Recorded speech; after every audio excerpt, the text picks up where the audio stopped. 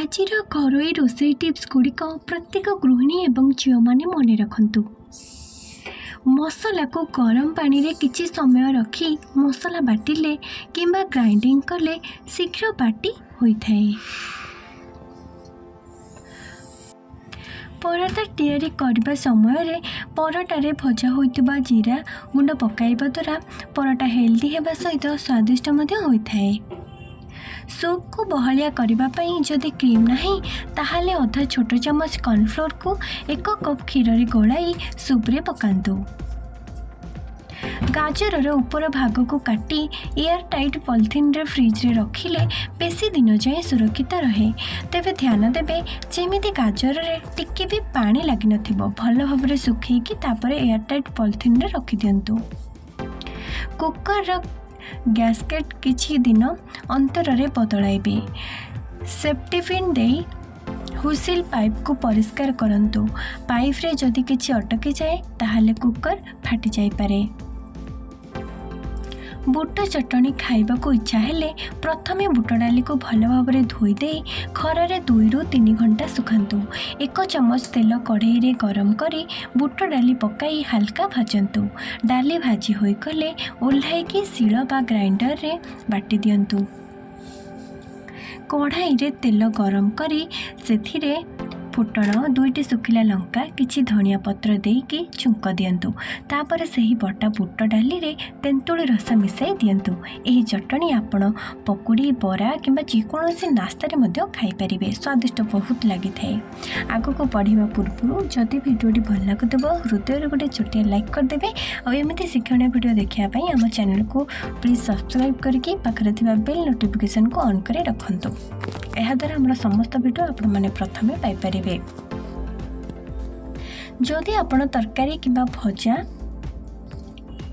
रोषेई करुछंती ताहाले तेल गरम हेबा समय रे हळदी गुंड एवं लंका गुंड देले तरकारी एवं भजा बहुत सुंदर किंबा आकर्षणीय देखा जाय थाए।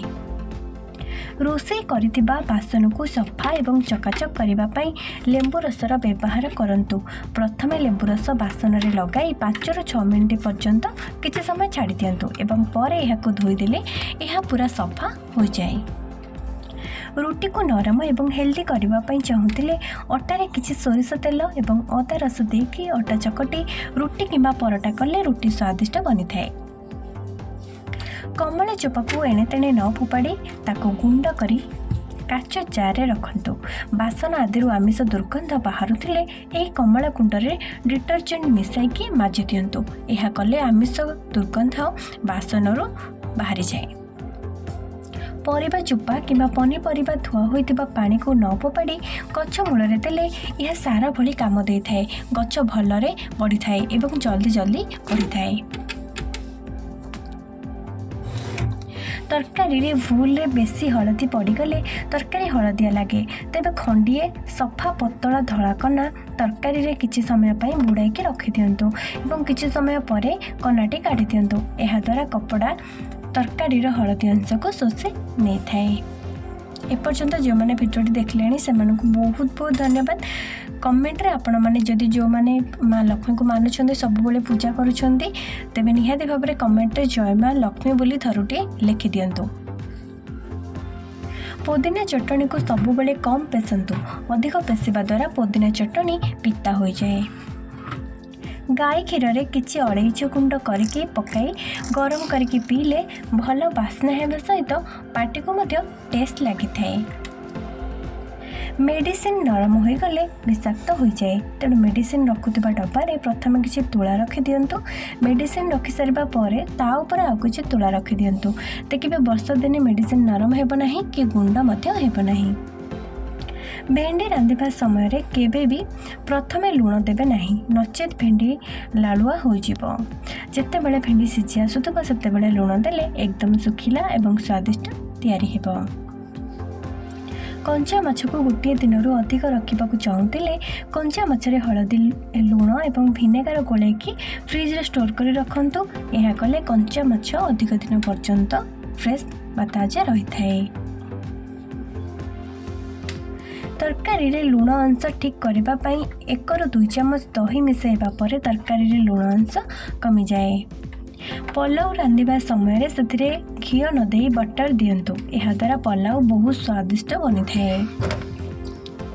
जो मानक पाखरे रेफ्रिजरेटर नहीं से माने अंडा उपरे जड़ा तेल लगाई रखिदेवे, जहाद्वारा अंडा शीघ्र खराब हो न थाए।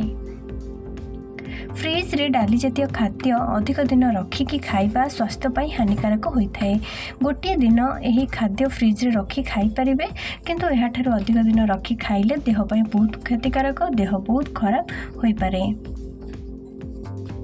सोरिष बटा किंबा बेसर रे रोषे करने समय सोरिष बाटिकी संगे संगे रोषे कले तरकारी पिता हो जाए। तेणु किछि समय पर यह रोषे कले तरकारी पिता लगी न थाए। प्रबल मुंड बिंधार मुक्ति पाइबा पई सेओ चोपा को छड़े काटिकी सेथिरे अल्प लुण मिसाई सकाळे खाली पेटरे खांतु। शरीर कौनसी जगार जदि पोड़ी जाए कि सूर्यग्रहण हेतु चर्म जली जाए तेबे कौनसी चर्म रोग जदि होता है तेबे रोषे घरे थिबा कंचा आलूर रस को व्यवहार कर प्रयोग कले यह लाभदायक होता है। धीरे धीरे से रंग फेड हो जाए।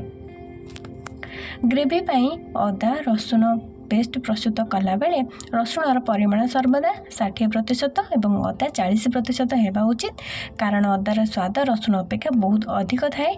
यह रसुणर स्वाद को कमाई दिए, से रसुण अधिक एवं अदा कम रहिले ग्रेवीर स्वाद बढ़िया आसी थाए। कदली को चकटी पेस्ट प्रस्तुत करी ता साथी महू मिसाई खाइबा द्वारा पाटी घारू तुरंत आराम मिली थाए। कदली खाई सारिबा परे तुरंत पानी पीबा शरीर पर अधिक क्षतिकारक होता है। जदि आपण कदली खाई तुरंत पानी पियंती ताहले कफ हेबार संभावना अधिक थाए। जो मानकर कफ समस्या अच्छी से माने कदली, मुढ़ी, सारू एवं भेंडी एसबू कम खातु। सप्ताह 2 थर पनीर खातु एवं छुआ मानक पनीर खाइबा को दिंतु। नियमित पनीर खाइबा द्वारा स्मृति शक्ति बढ़ी थाए। पनीर रे थिबा विटामिन बी मेमोरी पावर को बढ़ाइबारे सहायता करिथाए। अटा, सुजी, मैदा, मांडिया एवं बेसन को अधिक दिन रखी खाइले धीरे धीरे यार पोषक तत्व नष्ट हो जाए एवं पोक मध्य लगी जाए। तेणु यह चक्की पेषिबा परे 15 दिन मध्य खाई दिंतु। पणस कषा तैयारी कला बेले पणस को काटी पानी रे अल्प सिझाइला परे से दही, गरम मसला एवं स्वाद अनुसार लुण देके फ्रिज रे 1 घंटा पाई छाड़ीदेवे। तापर मटन जमी रांधते ठीक सेमती पणस को मध्य रांधिबे। देखिए पणस तरकारी पूरा मटन भली स्वादिष्ट लगिबो। बिरी बटा को फ्रिज रे रखिले गोटी अलग प्रकार गंध आसे।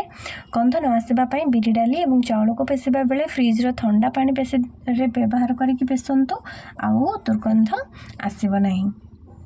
कॉफी पाउडर शीघ्र खराब न होबा पई कॉफी डबारे गोटे छोट पेपर रे किछि चाउल गुडा के रखिदेले कॉफी केबे भी खराब हेबो नहीं एवं बहुत दिन पर्यंत फ्रेश रहिबो। बजारରୁ गाजर एवं मूला आनिले अधिक दिन फ्रिज रे शीघ्र नष्ट हेबाकु लागे। तेणु गाजर एवं मूलार अग आ पछ भाग को टिके काटी रखिदेले अधिक दिन पर्यंत यह सतेज व फ्रेश रही थाए। जदि तरकारी किंबा भजारे तेल अधिक हो जाए तेबे सेथिरे अल्प बेसन पकाई दिंतु। यह द्वारा बेसन तेल शोषि नहीं थाए। पकुड़ी तैयारी करिबा बेले बेसन रे 2 ରୁ 3 चमच गरम तेल पकांतु। यह द्वारा पकुड़ी भल फुलिबा सहित सॉफ्ट मध्य होइथाए। पनीपरिबा जदि सुखी जाए तेबे आपण ठंडा पानी रे किछि लेंबू रस पकाई सुखी जाइथिबा परिबा को सेथिरे पकाई दियंतु। एमिति करिबा द्वारा पनीपरिबा पुणी थरे फ्रेश बा ताजा हो जाए। खीरी तैयारी करिबा पई सबु बेले एक भारी पात्र व्यवहार करंतु, जहा फल रे खीरी आउ तळे लागिबो नाही। ग्राइंडर जार ब्लेड धारुआ करबा पई हेले ग्राइंडर जार रे किछि लेंबू रस एवं लूण देकी ग्राइंडिंग करंतु। देखिबे जार ब्लेड धार हो जिवो। डाली सिझाइबा समय डाली रे फेण होई उतरी जाए, सेतिपई डाली रे 1 चमच घी दे दियंतु। यह कले डाली आउ बाहर को उतरी आसी न थाए। राजमा सिझाइबा बेले प्रथमे पानी ले लूण दियंतु नहीं। राजमा शीघ्र सिझिबो नहीं। सिझी सारिबा परे आपण लूण पकांतु। तेंतुली को अधिक दिन ताजा रखा चाहूले से अल्प लुण पानी मिसाई खरारे भल भाव सुखाई दिंतु। यह कले तेंतुली खराब न हो अधिक दिन पर्यंत सुरक्षित रही है। रसुण को अधिक दिन पर्यंत सुरक्षित रखापी हेले माठिया किंबा माटी पात्र रखिकी मुह बंद कर रखि दिंतु। देखिए रसुण गोटे वर्ष जाए खराब हेब नहीं। लुण प्रायतः पानी हो जाए। लुण पानी न होगापी लुण डबारे लुण रखा पूर्व अल्प चाउल रखंतु। देखिए लुण आउ पानी हेब नहीं एवं लुण को सर्वदा काच पात्र रखंतु। रुटी नरम होगापी अटा चकटिला बेले अल्प अदा रस मिसातु। देखिए रुटी बहुत समय धरी नरम और फ्रेश रहिबो। बीट्र पत्र को पानी रे सिझाई से पानी को ठंडा करी मुंड धोइले मुंडर सबु रूपी दूर होता है। जदि घरे थिबा जेकोसी क्रीम सुखी जाए तेबे क्रीम रे अल्प ग्लिसरीन मिसाई देले ता पूर्व परि नरम आउ फ्रेश रही है। बादाम मंजी भाजिबा समय लुण साथी रे अल्प पानी रो छिटा दे भाजंतु। देखिए मंजीर चोपा आराम से छाड़ी जिवो। भात छणा होइतिबा पेजरे अटा चकटे रुटी कले रुटी कण हेबो एवं भातर पेजरे प्रचुर मात्रा रे विटामिन मध्य मिलता है। बेसिन दुर्गंध दूर करने उषुम पानी एवं लेंबूर व्यवहार करी भल भाव बेसिन सफा कर दिंतु। शेष टिप्स आसतु जानिबा। छतु पोटल तैयारी करने हेले प्रथमे पोटल को अधा फाड़ करी ता भितर मंजी काढ़ी धोई रखंतु। छतु को छोट छोट काटी भल भाव धोई चिपुड़ी रखि दिंतु। से बटा सोरिष रसुण लंका गुंड धनिया पत्र 1 चामच सोरिष तेल और स्वाद अनुसार लुण पकाई गोलाइकी मसला प्रस्तुत कर दिंतु।